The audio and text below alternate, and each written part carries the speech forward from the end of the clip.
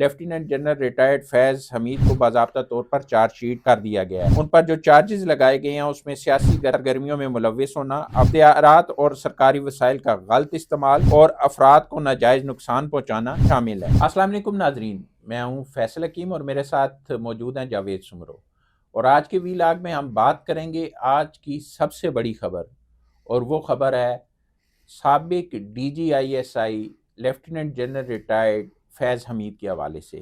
I S P R نے آج پھر ایک اعلامیہ جاری کیا ہے اور اس میں واضح طور پر یہ کہا گیا ہے کہ field general court marshal K اگلے مرحلے میں لیفٹیننٹ جنرل ریٹائرڈ فیض حمید کو باضابطہ طور پر چارج شیٹ کر دیا گیا ہے۔ اب آئی ایس پی آر کا اعلامیہ پہلے آپ کو بتا دیں اس اعلامیہ میں کیا کہا گیا ہے۔ آئی ایس پی آر نے اپنے اعلامیہ میں یہ کہا ہے کہ 12 اگست 2024 کو پاکستان آرمی ایکٹ کی متعلقہ دفعات کے تحت lieutenant general retired Faiz Hamid کے خلاف فیلڈ جنرل کورٹ مارشل کی کارروائی شروع کی گئی ہے، اور آج اس کے اگلے مرحلے میں لیفٹیننٹ جنرل ریٹائرڈ فیض حمید کو باضابطہ طور پر چارج شیٹ کر دیا گیا ہے۔ ان پر جو چارجز لگائے گئے ہیں اس میں سیاسی سرگرمیوں میں ملوث ہونا، آفیشل سیکرٹ ایکٹ کی خلاف ورزیاں کرتے ہوئے ریاست کے تحفظ اور مفاد کو نقصان پہنچانا، اختیارات اور سرکاری وسائل کا غلط استعمال اور افراد کو ناجائز نقصان پہنچانا شامل ہے۔ آئی ایس پی آر کے مطابق field general court marshal K عمل کے دوران ملک میں انتشار اور بدامنی سے متعلق پرتشدد واقعات میں lieutenant general retired Faiz Hamid کے ملوث ہونے سے متعلق علیحدہ تفتیش بھی کی جا رہی ہے، اور ان پرتشدد اور بدامنی کے متعدد واقعات میں 9 مئی سے جڑے واقعات بھی شامل تفتیش ہیں۔ ان متعدد پرتشدد واقعات میں مضموم سیاسی عناصر کی ایما اور ملی بھگت بھی شامل تفتیش ہے۔ Field general court marshal K عمل کے دوران لیفٹیننٹ جنرل ریٹائرڈ فیض حمید کو قانون کے مطابق تمام قانونی حقوق فراہم کیے جا رہے ہیں، یہ کہنا ہے آئی ایس پی آر کا۔ اور یہ جو اعلامیہ ہے یہ کوئی چھوٹی خبر نہیں ہے، یہ آج کی سب سے بڑی خبر ہے، اور اس حوالے سے ہی آج کے ویلاگ میں ہم بات کریں گے۔ جاوید سمرو، 12 اگست کو ایک کورٹ مارشل کی کارروائی شروع ہوئی تھی، آج ایک مرحلہ مکمل ہو گیا، اس کا اگلا مرحلہ شروع ہو گیا، اور یہ بھی واضح کر دیا گیا کہ تمام قانونی حقوق بھی جو لیفٹیننٹ جنرل ریٹائرڈ فیض حمید ہیں انہیں جو ہے وہ فراہم کیے جائیں گے اور دیے جا رہے ہیں۔ تو ساتھ ساتھ 9 مئی کے حوالے سے بھی ذکر آ گیا اس میں کہ 9 مئی سے جڑے ہوئے واقعات اور اس میں جو سیاسی عناصر ملوث اور ان کے حوالے سے بھی تفتیش۔ کیا اثرات دیکھتے ہیں آپ اس کی، اور کیا مستقبل میں ہونے جا رہا ہے؟ دیکھیں، جہاں تک عدالتی کارروائی کی بات ہے تو عدالتی کارروائی کے اندر میں نے واضح طور پر آپ کو بتاؤں کہ اس قسم کے جب مقدمات اور اس کی کارروائی چلتی ہے اور جب انڈائٹمنٹ ہوتی ہے کسی ملزم پر، تو ہم نے یوں دیکھا ہے جو سول عدالتوں کے اندر کہ اگر کسی کے اوپر انڈائٹمنٹ آتی ہے تو وہ اگر وہ ہے کیا کہتے ہیں اس کو، اگر ملزم ہے یا نہیں ہے، وہ اپنی انڈائٹمنٹ سے انکار کر دیتا ہے۔ اب اس صورتحال کو ہم دیکھیں تو اب جو پریس ریلیز آئی ہے اس میں ابھی اس چیز کی وضاحت نہیں ہے کہ انہوں نے صحت جرم سے انکار کیا ہے یا نہیں کیا، لیکن مجھے یہ ذاتی طور پہ لگ رہا ہے، ایک کورٹ رپورٹر ہونے کے ناطے ہو سکتا ہے کہ فیض حمید صاحب نے اس سے انکار کر دیا ہو کہ جی میں اس کو پلیڈ کروں گا اور میں ساری چیز کا اپنا ڈیفینس کروں گا۔ اب اس صورتحال میں ظاہر ہے اب ایک مرحلہ جہاں پورا ہو گیا ہے تو اب ان کے حوالے سے جو کارروائی شروع ہوگی وہ کارروائی میں وہ اپنا بندہ یا اپنا وکیل خود پیش کریں گے، یا پھر ان پرسن جو کہ ہمارے سول قانون کے اندر ہے کہ جی اگر میں نے کسی درخواست دینی ہے تو میں ان پرسن بھی پیش ہو سکتا ہوں۔ ہو سکتا ہے کہ اس سارے عمل کے دوران جنرل فیض حمید صاحب جو ہے وہ خود ان پرسن پیش ہو کے اپنا دفاع خود کریں، لیکن اب چونکہ یہ ایک فوجی عدالت کے اندر کارروائی چل رہی ہے تو وہاں پر جیسے ہمیں آئی ایس پی آر کی طرف سے بتایا جاتا ہے تو اس پر ہم زیادہ ریلائے کرتے ہیں، لیکن جو چارج شیٹ ہے نا جو ابھی آپ نے پڑھی ہے وہ بہت زیادہ اہمیت کی حامل ہے کہ بھائی آپ کی سیاست میں انوالومنٹ، اس وقت کی حکومت کے ساتھ گہرائی، اس وقت کی حکومت کے ساتھ محبت اور پیار کے پیچ بہت زیادہ اڑاتے تھے آپ، تو وہ تمام چیزیں اور 9 مئی کے واقعات اور 9 مئی کے واقعات جو ہے نا وہ سب سے بہت زیادہ اس وقت اس پریس ریلیز کے اندر دیکھیں تو اہمیت کے حامل ہیں، کیونکہ سب سے زیادہ تشدد جو ہوا، سویلین املاک جلائی گئی، ملٹری املاک جلائی گئی، لوگوں کو نقصان پہنچایا گیا، باقی جو عام لوگ تھے پی ٹی آئی کے کارکنان سے ہٹ کے ان کی ذہن سازی کی گئی اداروں کے خلاف، اکسایا گیا انہیں، اکسایا گیا. بھائی میں بھی وہی کہنا چاہتا تھا. تو جب یہ ساری چیزیں آپ دیکھیں گے تو ظاہر ہے جب آپ کے سامنے انڈائٹمنٹ ہوئی ہے تو جو چارج شیٹ رکھی گئی ہے اس کے ثبوت رکھے جائیں گے. اس حوالے سے ہو سکتا ہے میرا یہ ذہن کہہ رہا ہے کہ ہو سکتا ہے ویڈیوز رکھی جائے، ہو سکتا ہے کہ کاغذی جو ڈاکیومنٹس ہوتے ہیں، پیپر ہوتے ہیں، وہ ان کے حوالے سے رکھے جائیں. ثبوت تو ظاہر ہوں گے تب جا کے فرد جرم عائد ہوئی ہے. تو اس صورتحال میں اب انٹرسٹنگ چیز یہ ہے کہ آیا فیض حمید صاحب اپنا وکیل کرتے ہیں، یا پھر جیسے ایک ٹرم یا ٹرمنالوجی یوز ہوتی ہے خاص طور پر اس صورتحال میں کہ اگر ملزم جو ہے یا جس کے اوپر انڈائٹمنٹ کی جاتی ہے وہ اگر وکیل افورڈ نہیں کر سکتا تو پھر پاک فوج کی طرف سے ان کو ایک جو ہے میں آپ کو بتاتا ہوں ان کا نام ہوتا کیا ہے کہ فوجی افسر جو وکالت سے قانون اور آئین کو صحیح سمجھتے ہیں وہ ایز اے وکیل، جیسے اس ٹرمنالوجی میں فرینڈ آف دی ایکیوزڈ کہا جاتا ہے، وہ ان کو دیں گے، وہ ان کے ساتھ ان کا ڈیفینس میں ان کے لیے ہوں گے. ظاہر ہے اب اس حد تک جو لوگ کہتے ہیں کہ جی فوجی عدالتوں کے اندر عام لوگوں کو یا سویلینز کو جو ہے وہ ٹرائل کے لیے اس طرح سے سہولت نہیں ملتی جس طرح سے سول عدالتوں میں ہے. تو اب اس سارے عمل کے اندر ہم نے یہ دیکھا بھی ہے کہ اگر وہ فیض حمید صاحب کچھ نہیں کر پاتے تو ان کو ڈیفینس کے لیے موقع بھی دیا جائے گا. جب کاروائی مکمل ہوگی اب سزا ہوتی ہے یا نہیں ہوتی یہ آگے جا کے وقت بتائے گا، کیونکہ اس وقت جو کاروائی چل رہی ہے وہ بہت زیادہ اہمیت کی حامل ہے. اور دوسرا آج کے اس چارج شیٹ کا آپ کو میں مزے کی بات بتاؤں کہ پاکستان کی سیاست پہ بھی بہت بڑا اثر پڑے گا. اندازہ ہے آپ کو اس کا؟ جی بالکل. یہ جو 9 مئی کا واقعہ ہے اس کے بعد سیاسی سرگرمیوں میں ملوث ہونا، آفیشل سیکرٹ ایکٹ کی خلاف ورزیاں، ریاست کے تحفظ اور مفاد کو نقصان پہنچانا، اختیارات اور سرکاری وسائل کا، یہ ساری کی ساری چیزیں ایک ہی طرف جا رہی ہیں. آپ کو ظاہر سی پتہ ہے کہ سیاسی سرگرمیوں میں جو آرمی آفیسر ملوث ہو اس کے خلاف کیا کارروائی ہو سکتی ہے. اور اس کے ساتھ ساتھ پرتشدد اور بدامنی کے متعدد واقعات کے چارجز بھی ہیں اور 9 مئی سے جڑے واقعات بھی شامل تفتیش ہیں. اور ان واقعات میں مذموم سیاسی عناصر کی ایما، اب مذموم سیاسی عناصر کی ایما میں بہت ساری چیزیں جو سیاسی عناصر اس میں شامل تھے، چاہے وہ براہ راست تھے، بالواسطہ تھے، بلا واسطہ تھے، وہ سارے کے سارے آ جائیں گے. دیکھیں الزامات اور چارج شیٹ جو پیش کی گئی ہے اس کے اندر یہ تمام چیزیں ہیں اور یہ ساری چیزیں پروو کی جائیں گی. اگر ان کے پاس کوئی حق دفاع میں کوئی چیز ہے تو وہ حق دفاع میں ان کو وہ پیش کریں گے. لیکن جو میں اس چیز کو سمجھتا ہوں وہ سیاسی طور پر خاص طور پہ پاکستان تحریک انصاف کو اس کا بہت زیادہ نقصان ہوگا، کیونکہ پاکستان تحریک انصاف اور ان کی حکومت جو ہے وہ سب سے زیادہ جو ریلائے کرتی تھی اس وقت فیض حمید صاحب پہ ریلائے کرتی تھی. فیض حمید صاحب ان کو بہت زیادہ سپورٹ کرتے تھے اور سپورٹ کی وجہ سے انہوں نے اتنا عرصہ ٹائم گزارا، ورنہ جو بیڈ گورننس ہم نے ان دنوں میں دیکھی تھی وہ تو باقی دوسروں پہ الزام لگاتے تھے نا، فلاں نے کرپشن کی، فلاں نے یوں کیا. اس وقت انہوں نے کیا کیا؟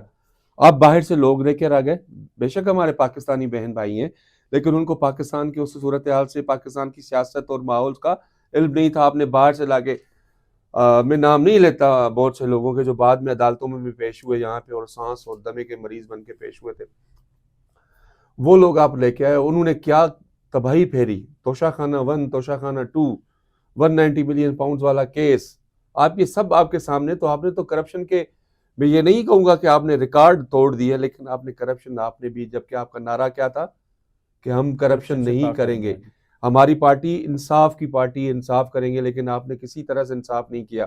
اس وقت بھی بہت سے ایسے سیاسی کارکنان تھے جن کو بعد میں انہوں نے یوز کیا آخری لمحے پہ، خاص طور پہ جو لاسٹ گورنر پنجاب تھے، اگر آپ کو نام یاد ہو سرفراز صاحب کا، عمر سرفراز صاحب، وہ بیچارہ سارا گورنمنٹ کے ٹینیور کے دوران دیکھتا رہا، کچھ نہیں، آخر میں آپ نے اس کو یوز کیا. اچھا، یہ جو کہا جاتا ہے نا کہ آرمی ایکٹ کے تحت جو کارروائی ہے وہ ہو رہی ہے، سارے کا سارا یہ سسٹم جو ہے وہ آرمی ایکٹ کے خلاف آرمی ایکٹ کے تحت چل رہا ہے. تو اس میں جو کہا جاتا ہے کہ سویلینز کا جو ہے وہ فوجی عدالتوں میں ٹرائل، اس حوالے سے بہت سارے خدشات ظاہر کیے جاتے ہیں. تو آرمی ایکٹ ہے کیا اور اس میں کیا تبدیلیاں کب کی گئیں، یہ بھی میں تھوڑا سا اپنے بتائیں ناظرین کو بتائیں بتا دیتا ہوں کہ آرمی ایکٹ جو ہے یہ اس صورت میں ہوتا ہے، کارروائی ہوتی ہے جب جرائم کا ارتکاب فوجی اہلکار کریں. تاہم اس ایکٹ کے اطلاق کے حوالے سے کچھ شقوں میں قانون اور بعض صورتوں میں عام شہریوں پر بھی یہ نافذ ہوتا ہے، اور فوجی ایکٹ کے تحت کارروائی کی صورت میں ملزم کے خلاف ہونے والی عدالتی کارروائی کو فیلڈ جنرل کورٹ مارشل کہا جاتا ہے، اور یہ فوجی عدالت GHQ adjutant general Jack branch کے زیر نگرانی کام کرتی ہے.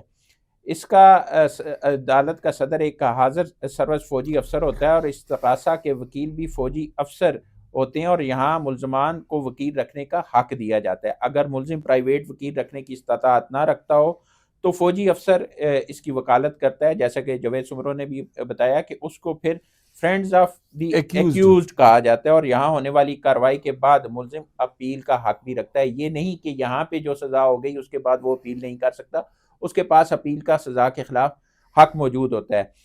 2015 میں، اب نہیں 2015 کی بات کر رہا ہوں، تقریباً 9 سال پہلے پاکستان کی قومی اسمبلی کے بعد ایوان بالا یعنی سینٹ نے بھی 21ویں آئینی ترمیم اور آرمی ایکٹ 1952 میں ترمیم کی منظوری دی تھی، اور ان ترمیم کے تحت جو تبدیلیاں کی گئی تھیں اس میں آرمی ایکٹ کے تحت جن افراد کو سزا دی جا سکے گی جو ان جرائم میں ملوث ہوں گے، اس میں پاکستان کے خلاف جنگ کرنے والے، فوج اور قانون نافذ کرنے والے اداروں پر حملہ کرنے والے، اغوا برائے تاوان کے مجرم اور غیر قانونی سرگرمیوں میں ملوث افراد کو مالی معاونت فراہم کرنے والے لوگ بھی ہیں. مذہب اور فرقے کے نام پر ہتھیار اٹھانے والے، کسی دہشت گرد تنظیم کے اراکین، سول اور فوجی تنصیبات پر حملہ کرنے والے، دھماکہ خیز مواد رکھنے والے یا کہیں لے جانے والے ملوث افراد بھی اس ایکٹ کے تحت ان کے خلاف بھی کارروائی کی جا سکی. دہشت اور عدم تحفظ کا ماحول پیدا کرنے والے اور بیرون ملک سے پاکستان میں دہشت گردی کرنے والے، یہ ہے آرمی ایکٹ، اور اس کے تحت یہ کارروائی جاری ہے، اور اسی کے تحت مزید کارروائیاں بھی میں ہوتے دیکھ رہا ہوں. جاوید سمرو، آپ کیا کہیں گے؟ دیکھیں، اس کا سائیڈ ایفیکٹ تو ہوگا، اس میں کوئی شک نہیں ہے. اب وہ سائیڈ ایفیکٹ جو ہے وہ آج ہو رہا ہے یا کل ہوگا یا کچھ دنوں بعد ہوگا، لیکن مجھے یہ سائیڈ ایفیکٹس نظر آ رہے ہیں. ظاہر ہے اس وقت ان کے ساتھ کولیبریشن میں کون تھا؟ اب یہ سوچیں، جو کولیبریشن میں تھا، معذرت چاہتا ہوں، کولیبریشن میں جو تھا ان کے ساتھ معاونت جو کر رہے تھے، وہ ظاہر ہے ان سے بھی پوچھ گچھ تو ہوگی، یہ نہیں ہے کہ نہیں ہوگی. اب یہاں یہ دیکھنا ہوگا کہ جنہوں نے آج انڈائٹمنٹ ان کے حوالے سے پیش کی ہے وہ کس حد تک جا کر باقیوں کو بطور گواہ، بطور ملزم، بطور جو ہے وہ ثبوت کیا چیز وہ سامنے لے کر آتے ہیں. اب دیکھیں، اگر ہم سیاسی طور پہ بات کرتے ہیں تو سیاسی طور پہ ہمیں واضح طور پہ یہ نظر آتا ہے کہ اس وقت عمران خان صاحب کے یہ قریب تھے، اس وقت کی ساری کیبنٹ کے یہ قریب تھے، بلکہ باہر ان کے مخالفین، ان کے سیاسی مخالفین یہی کہتے تھے کہ پاکستان تحریک انصاف کو اگر کوئی چلا رہا ہے تو جنرل فیض حمید صاحب چلا رہے ہیں. اور یہ ہم نے کہیں کسی حد تک آبزرو بھی کیا. اور جو آخری 23 مارچ کا ان کا جلسہ تھا جو یہاں پہ سائفر جہاں پہ انہوں نے لہرایا تھا، اس کے بعد مجھے اچھی طرح یاد ہے شام کے ٹائم پہ انہوں نے کچھ جرنلسٹ کے ساتھ ملاقات بھی کی تھی، اور اس ملاقات میں انہوں نے کہا تھا جی میں تو بالکل کلیئر ہوں، اور بلکہ سوالات ہوئے تھے کہ جی آپ کے اوپر تو کم، لیکن آپ کے جو کیبنٹ کے ممبرز ہیں ان کے اوپر کرپشن کے بہت زیادہ چارجز ہیں، الزامات لگ رہے ہیں. تو انہوں نے انکار کیا تھا. لیکن چلے یہ تھوڑا سا بیک گراؤنڈ میں نے چونکہ اپنے ناظرین کو دیا. اب صورتحال یہ ہے کہ اس کا امپیکٹ اس وقت کی پوری کابینہ کے اوپر پڑ سکتا ہے، اس وقت کے وزیر اعظم کے اوپر پڑ سکتا ہے. اب دیکھنا یہ ہے کہ جو جیک برانچ ہے اس کو آگے کس طرح سے لے کے کیس کو چلتی ہے، اور ملزم کیا بیان دیتا ہے. دیکھیں موسٹلی میں چونکہ فوجی عدالتوں کو میں نے زیادہ میں نے کور نہیں کیا، لیکن جو ہماری سویلین عدالتیں ہوتی ہیں اس کے اندر اس جیسے مقدمات کے یہ تو بہت زیادہ اہمیت کا ہے نا. باقی بھی اگر کسی بھی ملزم کے اوپر انڈائٹمنٹ ہوتی ہے تو وہ انکار کرتا ہے صحت جرم سے، میں نے یوں کر دیا، میں نہیں کروں گا، میں پلیڈ کروں گا، مجھے حق دفاع مل جائے، اور یہ ہو وہ ہو. اب چونکہ سویلین عدالتوں کے اندر عدالت کی یہ کوشش ہوتی ہے کہ دونوں فریقین کو مکمل طور پر سنا جائے، ان کو مواقع فراہم کیا جائیں تاکہ جو انصاف میں کسی قسم کی جو ہے وہ تاخیر نہ ہو یا اس میں کوئی الزام نہ آئے کہ جی جج صاحب نے ہمیں کوئی مکمل طور پر موقع فراہم نہیں جاوید کیا. سمرو یہاں تو ان کو مکمل موقع فراہم کیا جا رہا ہوگا. جاوید سمرو، یہ فوج کے اندر جو احتساب کا عمل ہے اس کی ایک واضح مثال ہے کہ ہائی رینک آفیسر بھی احتساب سے بالا تر نہیں ہے، یعنی کوئی بھی بالا تر نہیں ہے. اس کا مطلب نہیں دوسرے ہائی لفظوں میں رینک ہائی رینک تو ہے ہی ہے اس میں تو اس کا یہ ادارے کی مضبوطی اور وہاں پہ ایک شفاف نظام کی اکاؤنٹیبلٹی، نشاندہی.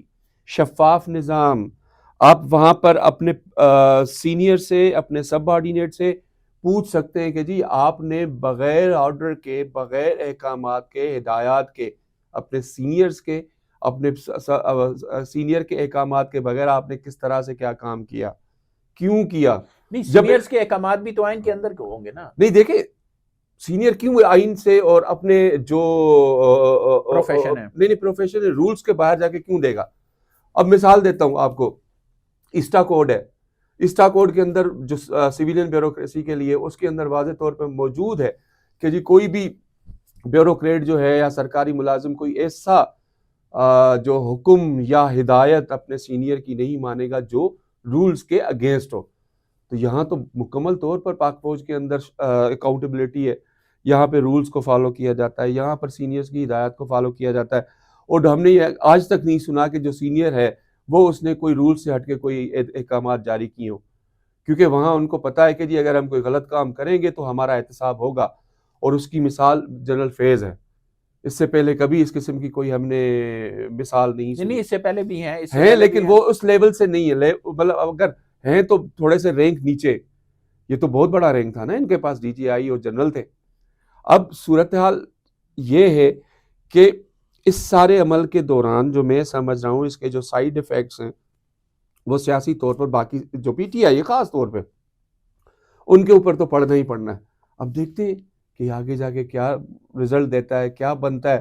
اور مجھے ذاتی طور پہ یہ نظر آ رہا ہے کہ عمران خان صاحب کا جو مقدمہ پورے کا پورا ہے، چلے جو سویلین نہیں ہے، باقی جو اس حوالے سے جو یہ مقدمہ ہے تو وہ شاید ملٹری کورٹ کی طرف آئے اور ان کو ملٹری کورٹ کی طرف لے جایا جائے، کیونکہ صورتحال ہم اسی طرف جاتی ہوئی نظر آ رہی ہے.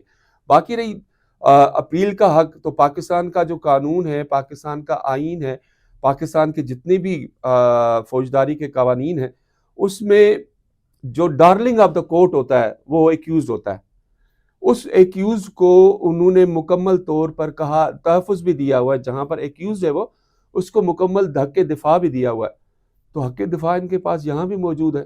جب حق دفاع موجود ہے تو اپنی چیز کو پروف کریں گے جی ہمیں سے نہیں ہے. لیکن جو 9 مئی ہے آشکار ہے اس میں کیا ہوا تھا، سارے دنیا کو پتا ہے، سب لوگوں نے اس دن دیکھا ہوا کیا. پھر اس کے بعد یہ اب 27 نومبر والا واقعہ دیکھیں، اس میں بھی سب چیز آشکار ہے ہوا کیا تھا. تو اس قسم کے چھوٹے موٹے جو چیزیں ہیں وہ، اور سب سے بڑی بات جو مجھے دل سے بری لگتی ہے وہ یہ کہ جو ذہن سازی اور اکسانا ہوتا ہے سوشل میڈیا کے ذریعے، وہ بہت غلط ہے یار. وہ اس سے تو آپ ایک، اگر میرا بیٹا یا آپ کا بچہ یا جو ہے نا اس حوالے سے سوشل میڈیا پہ کوئی چیز دیکھے گا، اس کا ذہن کیا سوچے گا کہ کیا پاکستان میں ایسا ہوتا ہے، جبکہ حقیقت ایسی نہیں ہے. حقیقت تو بالکل ہی ڈیفرنٹ ہے. تو اس صورتحال کو دیکھتے ہوئے تو مجھے لگ رہا ہے بظاہر کہ عمران خان صاحب کو بھی کا بھی نام آ جائے گا وہاں پہ، اس وقت کی کابینہ کا نام بھی آ جائے گا، اور اسی طرح سے ان کو ہو سکتا ہے بلایا بھی جائے. تو یہ ساری صورتحال ہے. ابھی دیکھتے ہیں آگے کیا سامنے آتی ہے چیز. جی بالکل، آگے دیکھتے ہیں کہ کیا ہوتا ہے. آج باضابطہ طور پر فرد جرم عائد کر دی گئی ہے سابق لیفٹیننٹ جنرل ریٹائرڈ فیض حمید پہ، اور اب مرحلہ آگے بڑھے گا کورٹ مارشل کا، اور اس کا اب حتمی مرحلے کی طرف آہستہ آہستہ یہ جا رہا ہے سارا کچھ. لیکن ہمیں جو چیز ذہن میں رکھنی ہے وہ رکھنی ہے پاکستان. سب سے پہلے پاکستان کا آئین مقدم، پاکستان کی دھرتی مقدم، اور اسی کو مقدم رکھ کے ہم نے سوچنا بھی ہے اور آگے بھی بڑھنا ہے. ہم نے اپنی نئی نسل کو اس دھرتی سے محبت کرنا سکھانا ہے. ہم نے اپنی نئی نسل کو امن کا درس دینا ہے. اب تک کے لیے اتنا ہی. بہت جلد آپ کے پاس ایک نئے ویلاگ کے ساتھ حاضر ہوں گے. تب تک کے لیے اللہ حافظ.